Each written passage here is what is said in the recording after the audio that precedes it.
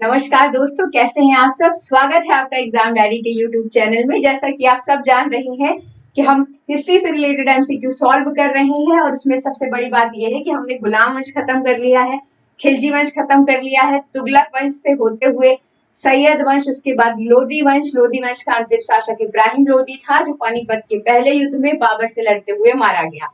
और फाइनली यहाँ पे स्थापना हुई मुगल वंश की। तो आज हम सब जानेंगे मुगल वंश के बारे में। ठीक है, मुगल वंश से रिलेटेड बहुत सारे शासक हुए हैं।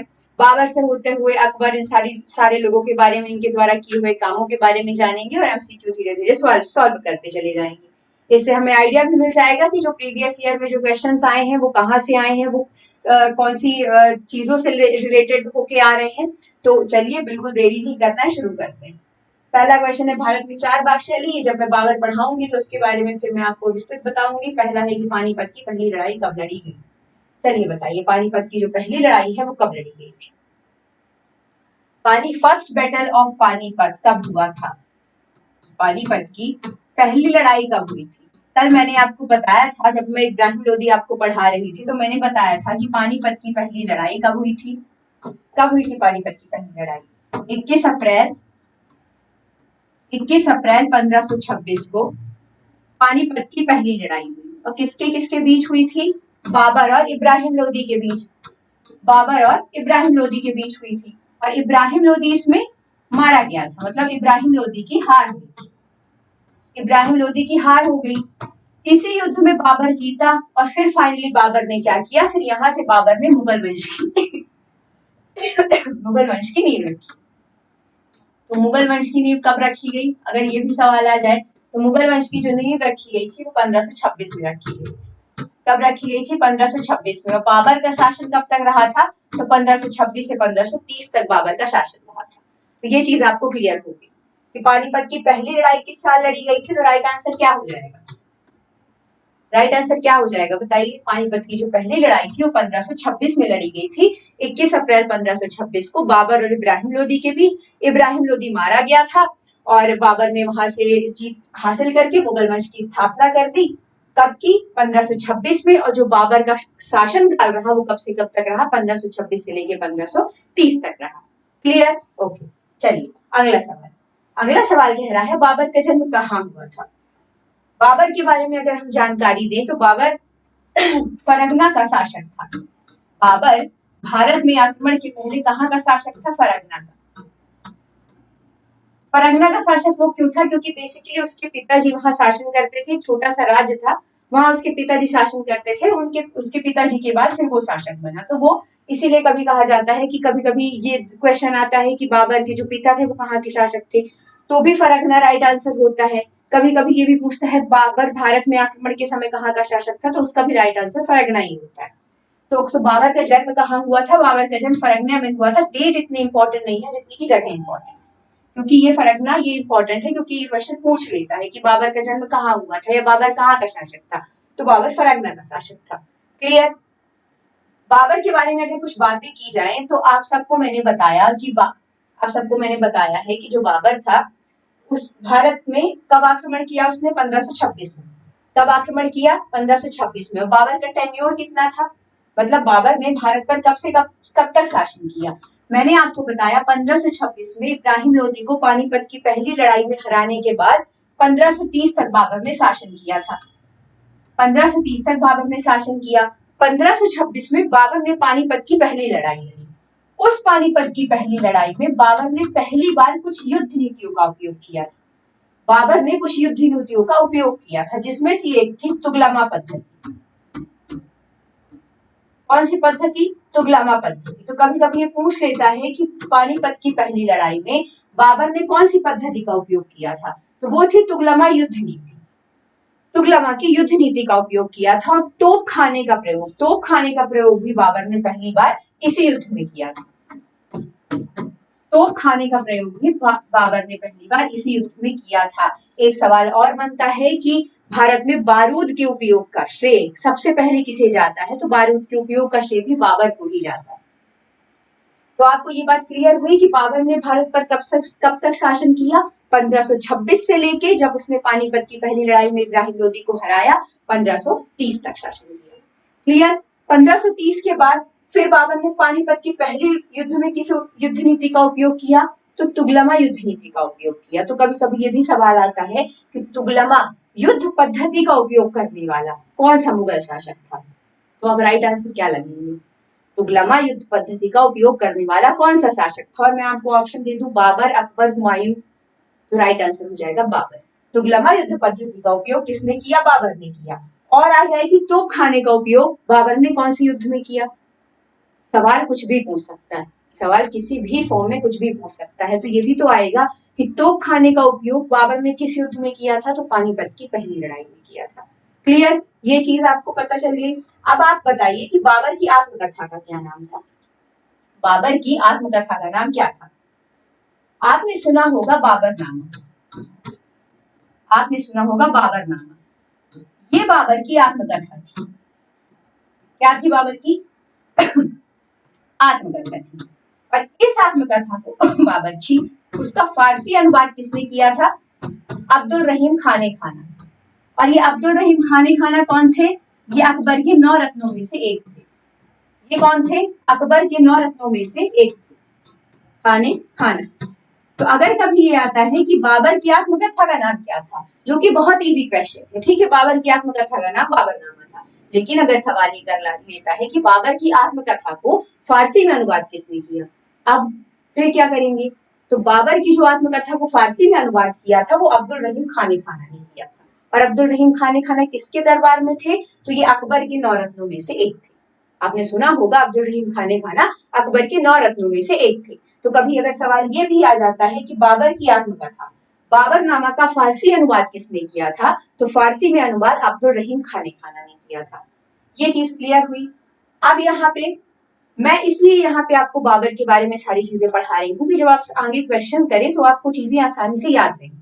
जैसे अगर हम बाबर के युद्धों की बात करें, मान लीजिए हम बाबर के युद्धों की बात करें, तो बाबर ने कुछ स्पेसिफिक युद्ध लड़े, जिनमें से पहला तो पानीपत का बैटल था।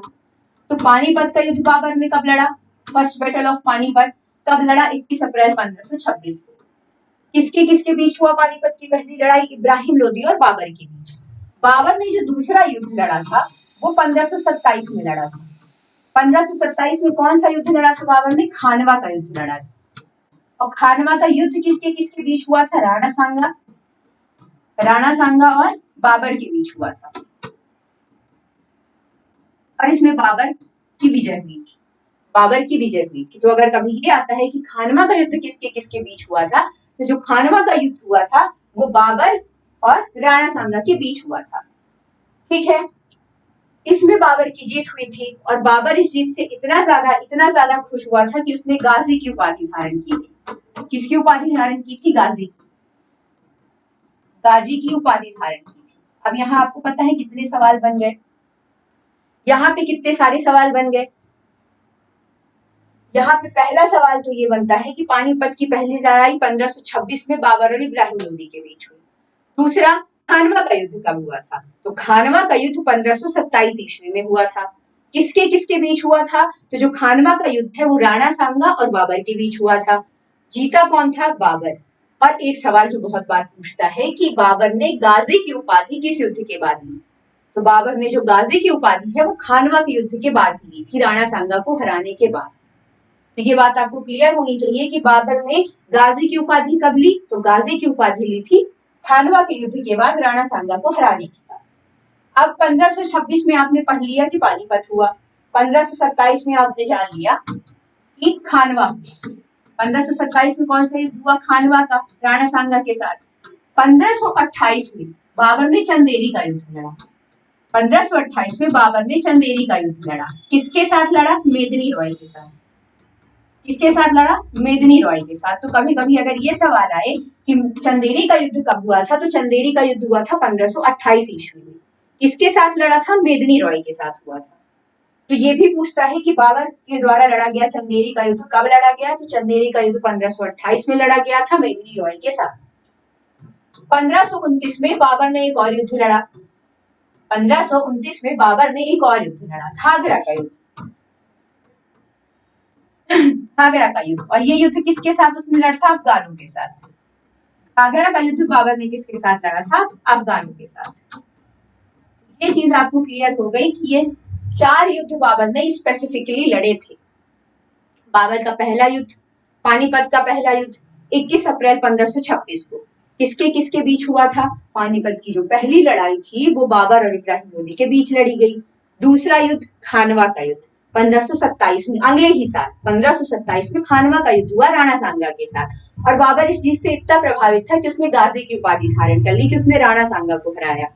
1528 में बाबर ने चंदेरी का युद्ध लड़ा और चंदेरी के युद्ध में उसने मेदिनी रॉय को हराया।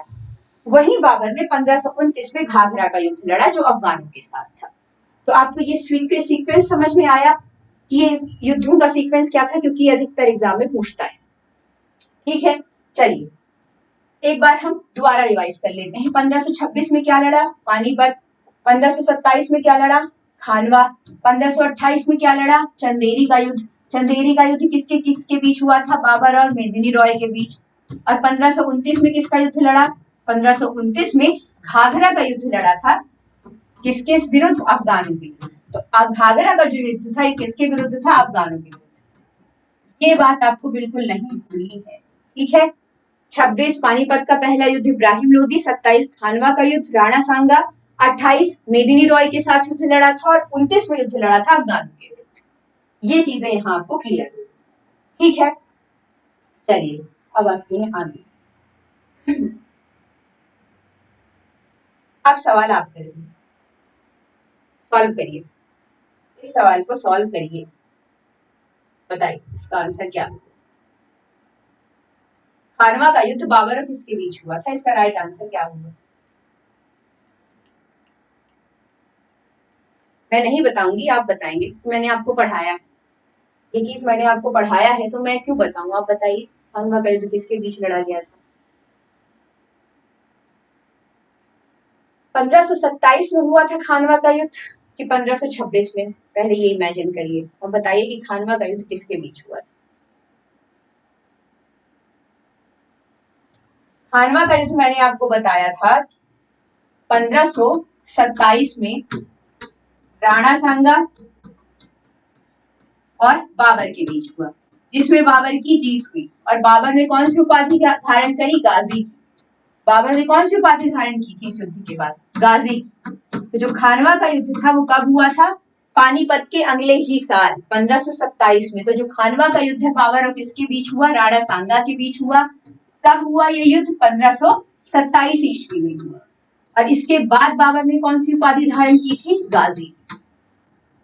ठीक है, ये मुझे आपको बताने की बिल्कुल जरूरत नहीं थी क्योंकि ये हम पढ़ चुके हैं। अगला सवाल, खानवा का युद्ध कब लड़ा गया? बताइए खानवा का युद्ध किस साल लड़ा गया था? आपके सामने ऑप्शन है 26, 27, 28, 29। राइट आंसर क्या होगा? खानवा का युद्ध कब लड़ा गया बताइए। 1526 में मैंने आप सबको बताया है कि 21 अप्रैल 1526 को पानीपत का पहला युद्ध हुआ। पानीपत का पहला युद्ध हुआ। 1527 को खानवा का युद्ध हुआ। खानवा का युद्ध किसके किसके बीच हुआ? राणा सांगा और बाबर के बीच। राणा सांगा और बाबर के बीच। पानीपत किसके बीच हुआ था? इब्राहिम लोदी और बाबर के बीच। इब्राहिम लोदी और बाबर के बीच पानीपत की पहली लड़ाई हुई थी। खानवा का युद्ध राणा सांगा के साथ बाबर का हुआ था। 1528 में चंदेरी का युद्ध हुआ था। और चंदेरी का युद्ध किसके साथ लड़ा था बाबर ने? मेदिनी रॉय के साथ, मेदिनी रॉय के साथ। और 1529 में मैंने आपको बताया था कि घाघरा का युद्ध हुआ था जो बाबर ने किसके विरुद्ध लड़ा था? अफगानों के विरुद्ध। यहाँ पे आपको बाबर की चारों युद्ध क्लियर होते हैं कि 1526 में बाबर ने पानीपत की लड़ाई इब्राहिम लोदी के साथ लड़ी। 27 में खानवा का युद्ध राणा सांगा के साथ लड़ा, वहां उसने गाजी की उपाधि धारण करी। 28 में चंदेरी का युद्ध लड़ा मेदिनी रॉय के साथ। और 29 में घाघरा का युद्ध लड़ा अफगानों के विरुद्ध। तो अब बाबर से रिलेटेड युद्ध के क्वेश्चंस कभी आ जाए आप नहीं भूलेंगे, ये मेरी गारंटी। ठीक है, अगला सवाल, बाबर और मेदिनी रॉय के बीच कौन सा युद्ध हुआ था? जल्दी बताइए, बाबर और मेदिनी रॉय के बीच कौन सा युद्ध हुआ था? बाबर और मेदिनी रॉय के बीच चंदेरी का युद्ध हुआ था। चंदेरी का युद्ध कब हुआ था? 1528 में। और घाघरा का युद्ध कब हुआ था? सबसे लास्ट में यानी कि 1529 में। और घाघरा का युद्ध किसके विरुद्ध हुआ था? अफगानों के विरुद्ध हुआ था। अफगानों और बाबर के बीच हुआ था। पानीपत का युद्ध कब हुआ था? पानीपत का युद्ध 1526 को हुआ था। किसके किसके बीच? इब्राहिम लोदी और बाबर के बीच। इब्राहिम लोदी और बाबर के बीच। खानवा का युद्ध कब हुआ था? खानवा का युद्ध 1527 ईस्वी को हुआ था, राणा सांगा और बाबर के बीच। और इसी के बाद बाबर ने किसकी उपाधि धारण करी थी? गाजी की उपाधि धारण करी थी। क्लियर? कुछ भी डाउट रह गया है क्या इससे रिलेटेड, युद्ध से रिलेटेड बाबर की? मुझे नहीं लगता है कि इतने बार मल्टीपल रिवीजन के बाद कोई भी डाउट होगा। बाबर और अफगानों के बीच कौन सा युद्ध हुआ? जल्दी बताइए। बाबर और अफगानों के बीच कौन सा युद्ध हुआ था? बाबर और अफगानों के बीच कौन सा युद्ध हुआ था? बताइए। ये नीचे से शुरू करते हैं। पानीपत किसके बीच हुआ?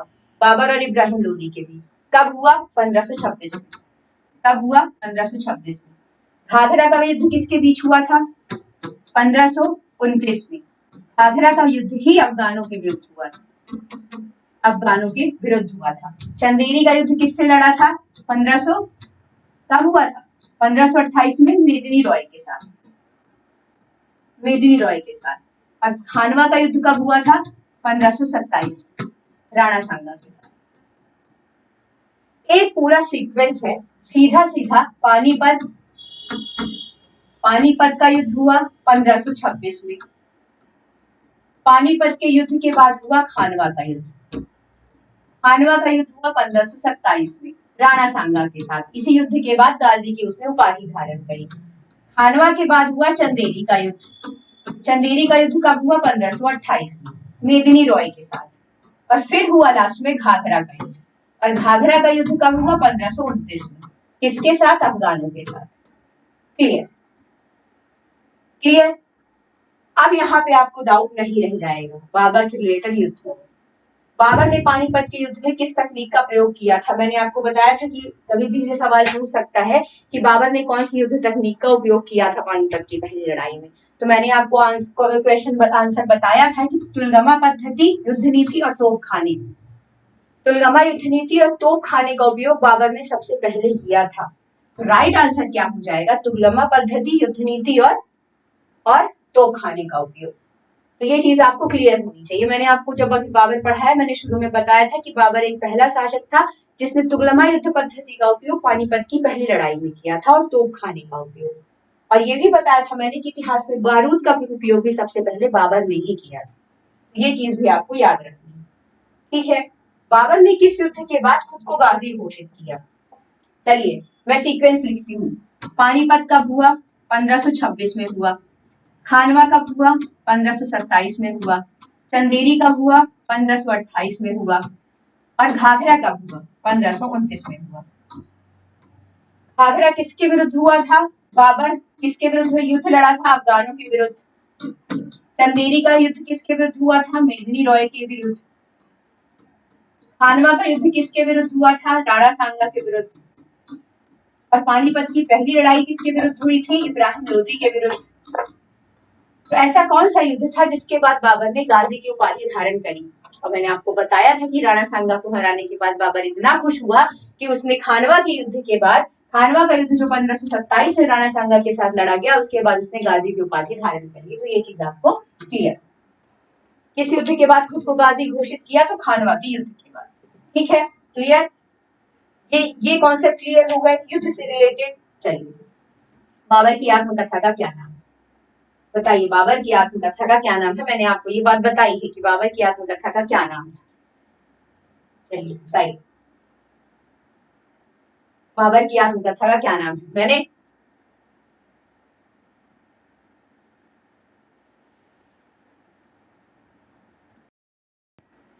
वो थोड़ा सा एक वायर थी तो वो मुझे देनी थी, तो मैं समझ नहीं पा रही थी, इसलिए मैं कंफ्यूज हो गई।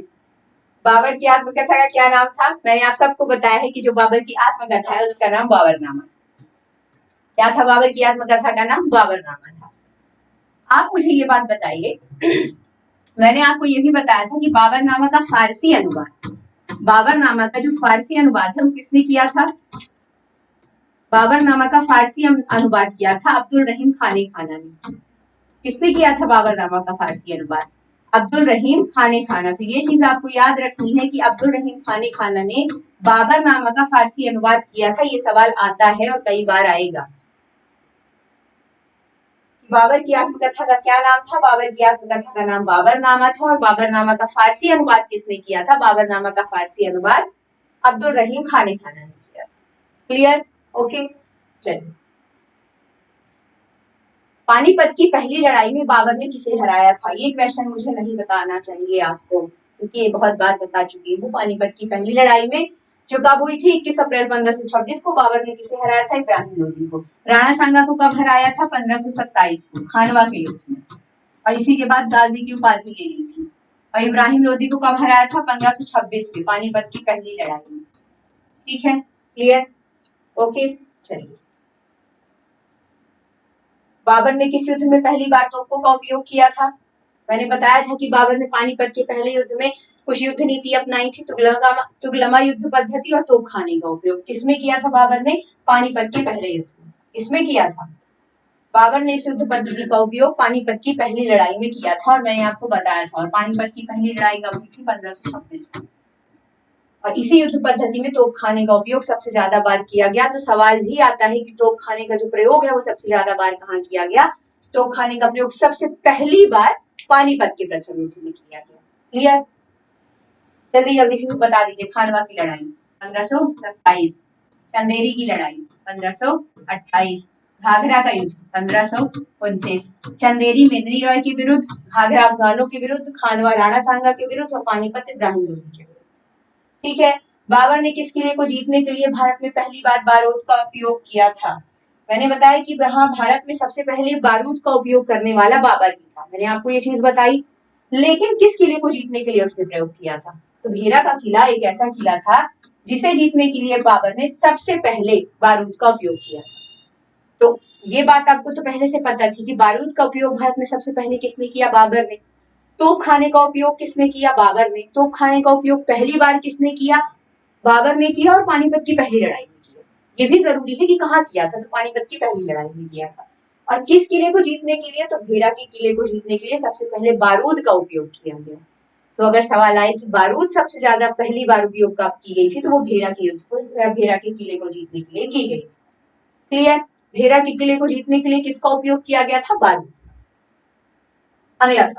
अगला सवाल कह रहा है, बाबर ने अपनी आत्मकथा तुजुक ए बाबरी किस भाषा में लिखी थी?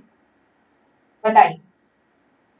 ये क्वेश्चन मैं नहीं बताऊंगी आपको, ये आपका होमवर्क है। ये तो मैंने होमवर्क के लिए रखा था, तभी आ गया स्टार्टिंग में। ये आपका होमवर्क है कि बाबर ने जो अपनी आत्मकथा है तुजुक ए बाबरी वो किस भाषा में लिखी थी। ठीक है। अब आते हैं हुमायूं। हुमायूं के बारे में हम पढ़ेंगे, उसके बारे में जानेंगे। उसके बारे में जानने से पहले ये जान लीजिए कि जो हुमायूं का शासन काल था वो कब से कब तक था। आप सबको पता है कि बाबर 1526 में आया, पानीपत की पहली लड़ाई उसने जीती। और कब तक लड़ रहा वो? बाबर कब से कब तक रहा? 1526 से 1530 तक रहा। हुमायूं का कार्यकाल 1530 से 1556 तक का माना जाता है। 1556 तक का माना जाता है। तो अगर हुमायूं के कार्यकाल की बात की जाए तो हुमायूं का कार्यकाल 1530 से 1556 तक का था। ठीक है। हुमायूं था कौन? बाबर का बेटा था। हुमायूं कौन था? बाबर का पुत्र था। ठीक है, ये बात क्लियर। हुमायूं का कार्यकाल कितना था? तो 1526 से 30 तक बाबर था, और 1530 से लेकर 1556 तक हुमायूं का शासनकाल रहा है। हुमायूं ने अपने शासनकाल में कुछ महत्वपूर्ण युद्ध लड़े। हुमायूं ने अपने शासनकाल में कुछ महत्वपूर्ण युद्ध लड़े, जिसमें से पहला युद्ध था देवरा का युद्ध, जो 1531 में लड़ा था उसने। देवरा का युद्ध लड़ा था 1531 में। जो पहला युद्ध हुआ था हुमायूं का, वो 1531 में कौन सा था? देवरा का युद्ध हुआ था। दूसरा युद्ध उसने लड़ा था चौसा का युद्ध। दूसरा युद्ध जो उसने लड़ा था वो कौन सा युद्ध लड़ा था? चौसा का युद्ध। और चौसा का युद्ध किसके किसके बीच हुआ था? क्या आपको चौसा का युद्ध पता है? चौसा का युद्ध वही युद्ध है जिसके बाद शेर खान ने शेरशाह की उपाधि धारण करी थी। शेर खान ने शेर खां की उपाधि धारण की थी, वही है चौसा का युद्ध। चौसा का युद्ध कब हुआ था? चौसा का युद्ध हुआ था 1539 ईस्वी में। कब हुआ था? 1539 ईस्वी में हुमायूं और शेर खान के बीच। किसके बीच हुआ था? हुमायूं और शेर खान के बीच। इसी के बाद शेर खान ने शेरशाह की उपाधि धारण की। इसी के बाद शेर खान ने शेरशाह की उपाधि धारण की थी, जो जिसका पूरा नाम क्या था? शेरशाह सूरी। तो अगर कभी ये आता है कि जो चौसा का युद्ध है वो किसके किसके बीच लड़ा गया, तो चौसा का युद्ध 1539 ईस्वी में शेर खान यानी कि शेरशाह सूरी और हुमायूं के बीच लड़ा गया, और इसी युद्ध के बाद शेर खान ने शेरशाह की उपाधि धारण की थी। ये चौसा का युद्ध। दूसरा युद्ध है हुमायूं का कन्नौज यानी कि बिलग्राम का युद्ध। दूसरा युद्ध है बिलग्राम का युद्ध यानी कि कन्नौज का युद्ध। बिलग्राम यानी कि कन्नौज का युद्ध। ये कब हुआ था? ये हुआ था चौसा के युद्ध के अगले साल 1540 ईस्वी में, और ये भी शेरशाह सूरी और हुमायूं के बीच ही हुआ था, जिसमें हुमायूं की हार हुई थी। और इसके बाद हुमायूं भारत छोड़कर सिंध भाग गया था। इसी युद्ध के बाद बिलग्राम और कन्नौज का जो युद्ध हुआ था 1540 में, इसी के बाद हुमायूं शेरशाह सूरी से हारने के बाद भागकर सिंध चला गया था। तो कभी कभी सवाल ये भी आता है कि ऐसा कौन सा युद्ध था जिसके बाद हुमायूं भारत से भाग के बाहर चला गया था, तो वो था बिलग्राम और कन्नौज का युद्ध। कब हुआ था? 1540 ईस्वी में हुआ था, और शेरशाह सूरी और हुमायूं के बीच हुआ था, जिसमें हुमायूं की हार हुई थी। और हुमायूं द्वारा लड़ा गया अंतिम युद्ध था सरहिंद का युद्ध। कौन सा युद्ध? सरहिंद का युद्ध।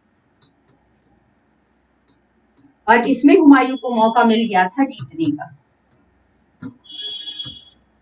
1555 ईस्वी में हुआ था। तो सरहिंद का युद्ध कब हुआ था? सरहिंद का युद्ध हुआ था 1555 ईस्वी में।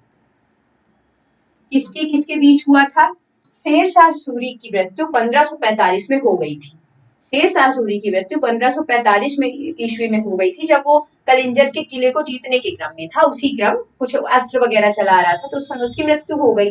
तो सरहिंद का युद्ध हुमायूं और शेरशाह सूरी के पुत्र के साथ हुआ था, यानी कि सूरी साम्राज्य के साथ शेरशाह सूरी के पुत्र और हुमायूं के बीच हुआ, और इसमें हुमायूं जीत गया। इसमें हुमायूं की जीत हुई। इस युद्ध में हुमायूं की जीत हुई थी। तो सरहिंद का युद्ध जीतने के बाद उसने भारत पर पुनः आया, और उसके बाद उसने शासन करना शुरू किया। तो पूछ सकता है कि सरहिंद का युद्ध किसके बीच हुआ था? तो शेरशाह सूरी के पुत्र यानी कि सूरी साम्राज्य और हुमायूं के बीच हुआ था। इसमें हुमायूं की जीत हुई थी। कभी कभी ये सवाल भी पूछता है कि ऐसा कौन सा युद्ध था जिसके बाद हुमायूं पुनः भारत में सत्ता स्थापित कर पाया? तो वो सरहिंद का युद्ध ही था, जिसके बाद हुमायूं वापस सत्ता स्थापित कर पाया भारत में। एक चीज और, हुमायूं ने एक नगर बसाया था। कौन सा नगर बसाया था? दीनपनाह नगर था, वो हुमायूं ने बसाया था। उसी दीनपनाह नगर में एक लाइब्रेरी बनवाई थी उसने। दीनपनाह नगर में उसने एक लाइब्रेरी बनवाई थी, जिसका नाम उसने शेर मंडल रखा था। तो लाइब्रेरी का उसकी क्या नाम था? शेर मंडल। वहीं की सीढ़ियों से, दीनपनाह में ही सीढ़ियों से नीचे आते हुए लुढ़कते हुए उसकी मृत्यु हो गई, मतलब सीढ़ी से गिरकर उसकी मृत्यु हो गई थी। तो लेन पूल ने कहा भी है उसके लिए कि अंततः लुढ़कते लुढ़कते जो हुमायूं है वो अंततः स्वर्गवासी हो गया, ऐसा कुछ उनका स्टेटमेंट था। तो दीनपनाह नगर की स्थापना किसने की थी? हुमायूं ने। हुमायूं द्वारा बनाई गई लाइब्रेरी का क्या नाम था? शेर मंडल। हुमायूं की मृत्यु कैसे हुई थी? दीनपनाह की सीढ़ियों से गिरकर हुई थी। क्लियर? ये कुछ चीजें आपको यहाँ पे जानना जरूरी थी। अब हम आते हैं क्वेश्चंस पे। क्वेश्चन है हुमायूं और शेरशाह सूरी के बीच कन्नौज का युद्ध कब हुआ? मैंने आपको हुमायूं के युद्धों का क्रम बताया था कि देवरा का युद्ध 1531 में हुआ था। जो हुमायूं द्वारा इंपॉर्टेंट युद्ध लड़े गए थे उनका एक कोड है चौकामास। एक कोड क्या है? चौकामास। चौरा का युद्ध का से कन्नौज यानी कि बिलग्राम का युद्ध। कन्नौज यानी कि बिलग्राम का युद्ध। और ये सारे शेरशाह सूरी के साथ ही लड़े गए। बिलग्राम का युद्ध और साथ से सरहिंद का युद्ध। और सरहिंद के युद्ध में हुमायूं की विजय हुई थी, क्योंकि 1545 में शेरशाह सूरी की मृत्यु हो गई थी और सरहिंद का युद्ध 1555 में लड़ा गया था। तो सरहिंद का युद्ध। अब चौरा का युद्ध कब हुआ? 1539 ईस्वी में। एक क्रम में है सारे युद्ध। बिलग्राम का युद्ध 1540 ईस्वी में और सरहिंद का युद्ध 1555 ईस्वी में हुआ। और सरहिंद के युद्ध में हुमायूं की जीत हुई थी, जिसके बाद भारत में वो पुनः सत्ता स्थापित करने में सफल हो पाया था। तो सवाल पूछ रहा है हुमायूं और शेर शाह सूरी के बीच कन्नौज का युद्ध कब लड़ा गया? तो बताइए कन्नौज का युद्ध कब लड़ा गया था? चौसा का युद्ध। 4 युद्ध लड़े गए। देवरा का युद्ध 1531 में लड़ा था हुमायूं ने। उसके बाद जो इंपॉर्टेंट युद्धों में चौसा का युद्ध लड़ा था 1539 में, कन्नौज का युद्ध लड़ा था 1540 में, सरहिंद का युद्ध लड़ा था 1555 में। कन्नौज का युद्ध कब लड़ा? 1540 में। और 1539 में कौन सा युद्ध था? चौसा का युद्ध था। कौन सा युद्ध लड़ा था? चौसा का युद्ध। तो आपको ये बात क्लियर होनी चाहिए कि जो चौसा का युद्ध है वो 1539 में था। कन्नौज बिलग्राम का युद्ध 1540 में हुआ। 1526 में कौन सी लड़ाई लड़ी गई थी? पानीपत की पहली लड़ाई। Okay clear. चलिए अगला सवाल है कि हुमायूं की जीवनी हुमायूंनामा किसने लिखी थी? हुमायूं की जीवनी हुमायूंनामा किसने लिखी थी? बताइए। हुमायूं की जीवनी हुमायूंनामा को गुलबदन बेगम ने लिखा था। गुलबदन बेगम ने लिखा था, जो हुमायूं की बहन थी। कौन थी? हुमायूं की बहन। हुमायूं की बहन गुलबदन बेगम ने ही हुमायूं की जो जीवनी थी हुमायूंनामा वो लिखी थी। प्रश्न बहुत बार पूछा जाता है कि हुमायूंनामा किसने लिखी? तो हुमायूंनामा गुलबदन बेगम ने लिखी। क्लियर? ठीक। अगला सवाल है हुमायूं का मकबरा कहाँ स्थित है? मुझे बताने की जरूरत है क्या कि हुमायूं का मकबरा कहाँ स्थित है? आप सब जानते हैं, बहुत ज्यादा कॉन्ट्रोवर्शियल भी कभी कभार होता है।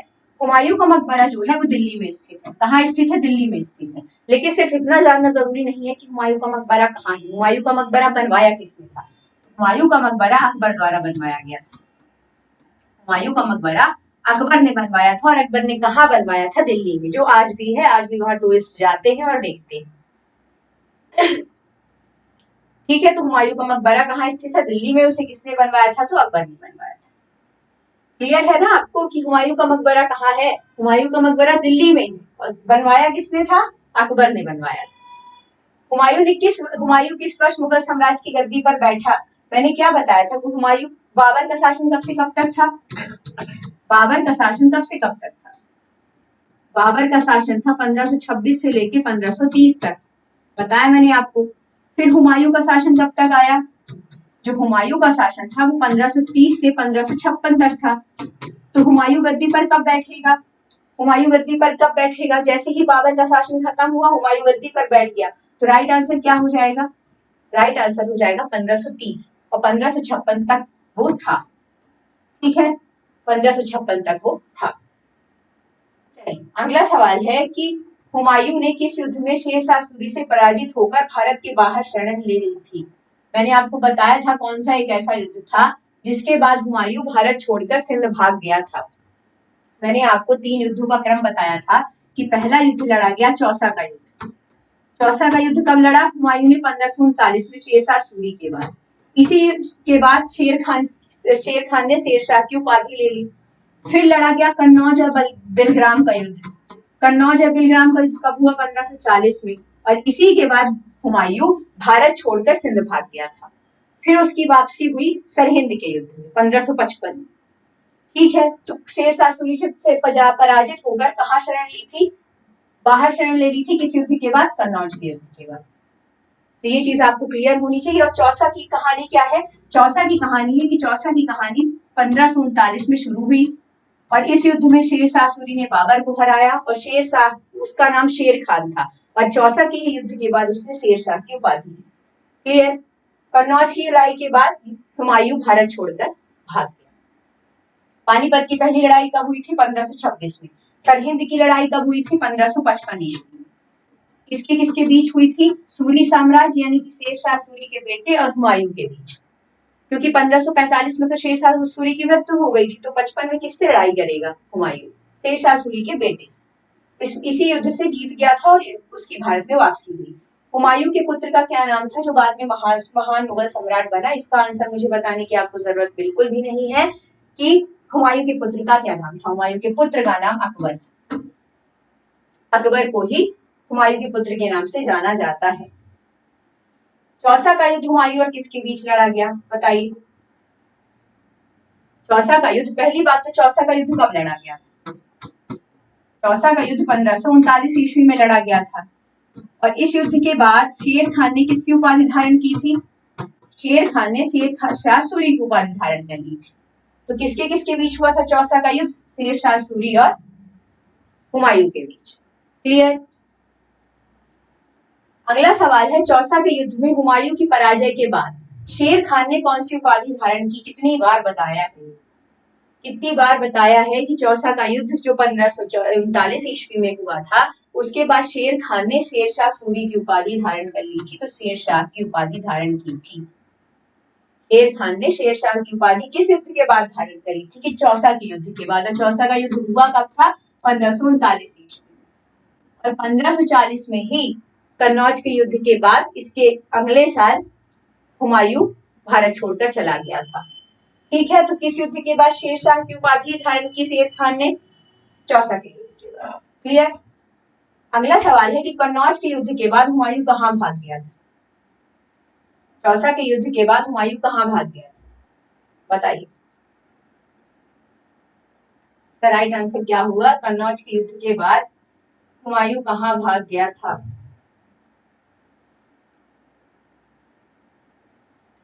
इसका राइट आंसर है काबुल।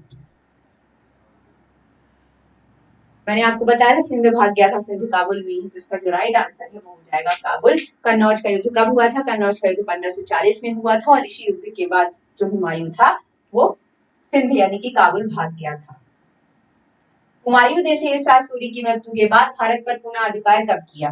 मैंने आपको कुछ युद्ध बताए। मैंने आपको चौसा का युद्ध बताया, मैंने आपको कन्नौज का युद्ध बताया, फिर मैंने आपको बताया कि जो हुमायूं की वापसी हुई वो हुई थी सरहिंद के युद्ध से। सरहिंद का युद्ध कब लड़ा गया? सरहिंद का युद्ध लड़ा गया 1555 ईस्वी में। किसके बीच? शेरशाह सूरी के बेटे और हुमायूं के बीच। शेरशाह सूरी की 1545 में मृत्यु हो गई थी। इसी वजह से हुमायूं को 1555 में इसमें जीत हासिल हुई और उसके बाद हुमायूं भारत में पूरा सत्ता स्थापित कर पाया। तो जो राइट आंसर है वो हो जाएगा 1555। क्लियर। और किस युद्ध से? किस युद्ध से? सरहिंद के युद्ध से। किस युद्ध से पुनः सत्ता स्थापित कर पाया वो? सरहिंद के युद्ध। तो राइट आंसर हो जाएगा सरहिंद। क्लियर। हुमायूं की मृत्यु कैसे हुई थी? मैंने आपको बताया था कि उसने दीन पनाह नामक एक नगर बसाया था। वहां एक पुस्तकालय बनाया था जिसका नाम था शेर मंडल। वहां की सीढ़ियों से गिरते हुए हुमायूं की मृत्यु हो गई थी। तो राइट आंसर क्या हो जाएगा? युद्ध में घोड़े से गिरकर, पुस्तकालय की सीढ़ियों से गिरकर, या बीमारी से? राइट आंसर हो जाएगा पुस्तकालय की सीढ़ियों से गिरकर। क्लियर। चलिए अगला सवाल है, हुमायूं की आत्मकथा हुमायूंनामा की रचना किसने की? रिपीटेड क्वेश्चन है, मैं बता चुकी हूँ। हुमायूं की जो बहन थी गुलबदन बेगम, उन्होंने रचना की थी हुमायूंनामा की। ठीक है। हुमायूं द्वारा लड़े गए युद्धों का सही क्रम क्या है? चलिए जल्दी बताइए, हुमायूं द्वारा लड़े गए सभी युद्धों का सही क्रम क्या है? मैंने आपको बताया था कि जो देवरा का युद्ध था, यानी कि इसमें दोहरिया लिखा है, देवरा का युद्ध बाबर हुमायूं ने कब लड़ा था? 1531 में। चौसा का युद्ध कब लड़ा था? 1539 ईस्वी में। और इसी के बाद शेर शाह ने शेर खान की उपाधि धारण करी थी। शेर खान ने शेर शाह की उपाधि धारण करी थी। उसका नाम शेरशाह सूरी का नाम शेर खान था, उसके बाद उसने उपाधि धारण करी शेर शाह की। कन्नौज का युद्ध 1540 ईस्वी में हुआ था। और इस युद्ध के बाद हुमायूं भागकर काबुल गांधार मतलब सिंध की ओर चला गया था। और अंतिम युद्ध है सरहिंद का युद्ध 1555 ईस्वी में, जिसमें हुमायूं की पुनः वापसी हुई थी। तो जो सही क्रम है वो क्या हो जाएगा? ए। क्लियर। ठीक। चलिए मुझे आशा है कि आपको चीजें क्लियर हो रही होंगी और अच्छे से समझ में आ रही होंगी, क्योंकि बहुत अच्छे से बताया जा रहा है, बार बार रिवाइज करवाया जा रहा है। हुमायूं की मृत्यु किस कारण हुई? सीढ़ी से गिरने के कारण। कहाँ की सीढ़ी से गिरने के कारण? दीन पनाह की पुस्तकालय की सीढ़ियों से गिरने के कारण। दीन पनाह में पुस्तकालय का क्या नाम था? शेर मंडल था। हुमायूं किस वर्ष दिल्ली की गद्दी पर पुनः बैठा? ऑफकोर्स सरहिंद के युद्ध के बाद। और सरहिंद का युद्ध कब हुआ था? 1555 में हुआ था। सरहिंद के युद्ध में जीतने के बाद हुमायूं भारत पुनः गद्दी पर बैठा। तो राइट आंसर क्या हो जाएगा? 1555, सरहिंद के युद्ध के बाद। ठीक है। कितने आसान लग रहे हैं ये क्वेश्चन? इसलिए आसान लग रहे हैं क्योंकि पढ़ चुके हैं, इतनी बार रिवीजन हो चुका है, इस वजह से आसान लग रहे हैं। पढ़े नहीं होते तो यही लग रहा होता कितने कठिन क्वेश्चन। अगला क्वेश्चन है, हुमायूं ने किस युद्ध में शेरशाह सूरी को हराया था? बताइए, शेरशाह सूरी को किस युद्ध में हराया था?